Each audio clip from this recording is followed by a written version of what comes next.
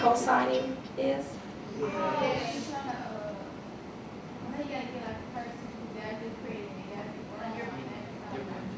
they usually do like college loans like that. They do the co-sign with your parents and stuff. You get more money like that. But do you have but some people say, nah, I ain't gonna co-sign it, you're not gonna pay that bill, and they said the person co-signing credit. Do they come up with it? Yeah. I mean, a good rule of thumb is just never to do it. But that's no, co-signing is no different than letting someone use your credit card. And see, a lot of people don't get that. You're still taking on some debt and having someone else hoping they're going to be responsible enough. But you know the reason why they ask you to do it? Because they're not responsible enough.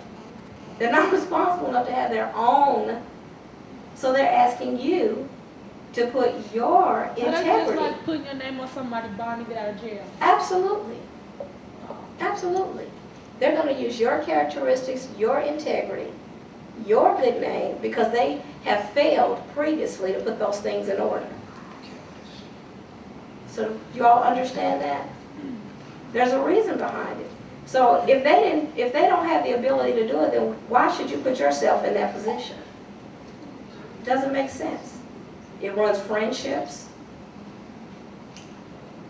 So be very, very cautious of anybody that ever asks you to do that. There's a reason why they can't take care of it themselves.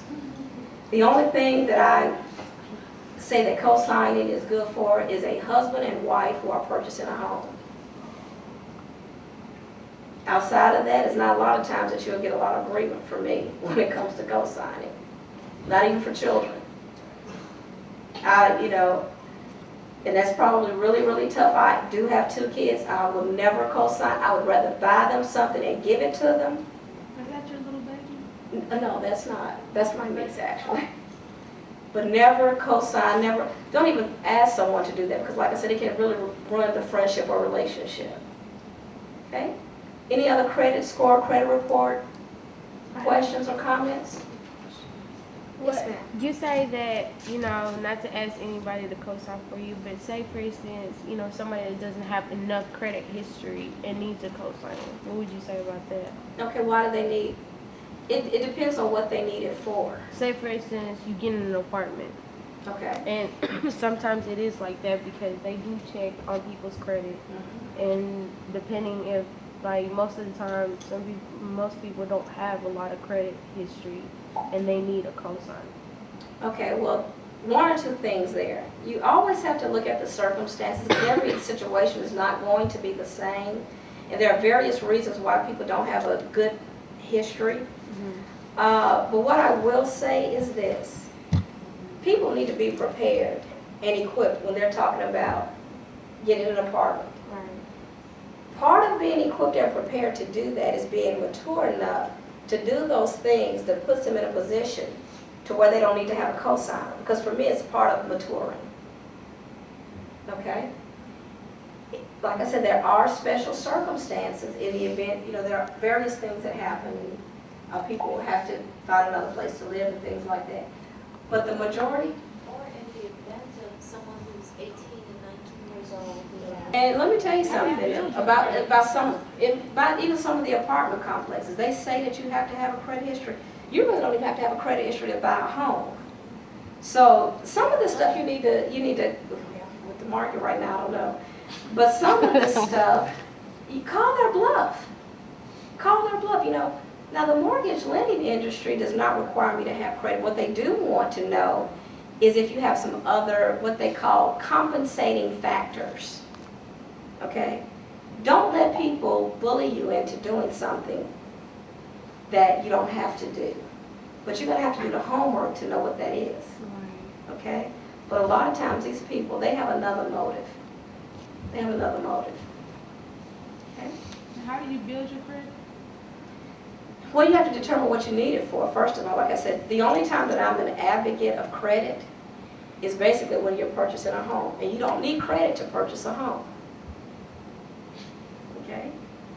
Most people want credit for various reasons. Most of it is credit card debt, to buy cars. And I'm not saying you don't need credit, because our society now, we're moving to that. But what I'm saying is you have to be disciplined enough to know when it is good credit and is it bad credit. All credit is not bad credit. I'm not saying that. But I think we get ourselves in a situation in the habits that we start doing those things that don't make sense. Like I gave you the example of how that $10 bill ended up costing, what was it, 83 bucks? Right. Something about that is just not right. What about taking out a loan? What do you need a loan for? I mean, like, if you just need to take out a loan, but you pay it back, will that be on your credit? Yes, they're gonna check your credit for that. But again, you know, loan is credit. But again, what are you doing? What's the purpose of the loan? You know, most students get a bunch of student loans. Half of them they don't even use for their education. And then when they get out of school, they got all this student loan debt that they spend on pizza, clothes, and cars. The car's not working anymore.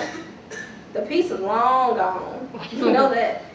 You gained that infamous 20 pounds when you're at college, so the clothes you bought, guess what?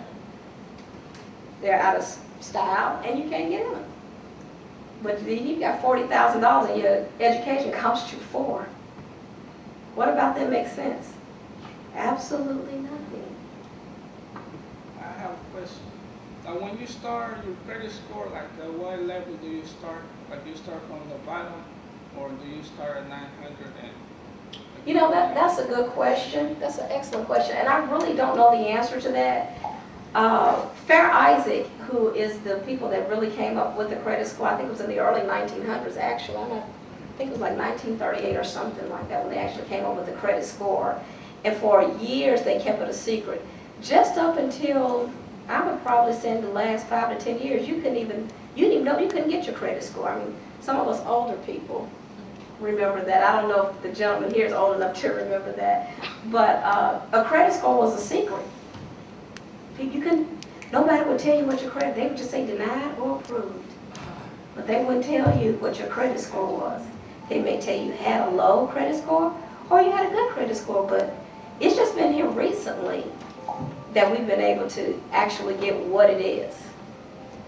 Even more recently to what affects it. Okay, we always knew pay on time, but some of this other stuff we're just learning, it was a secret.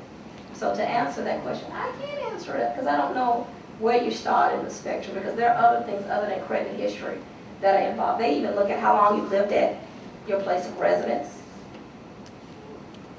how long you've been on your job. Those things affect your credit score.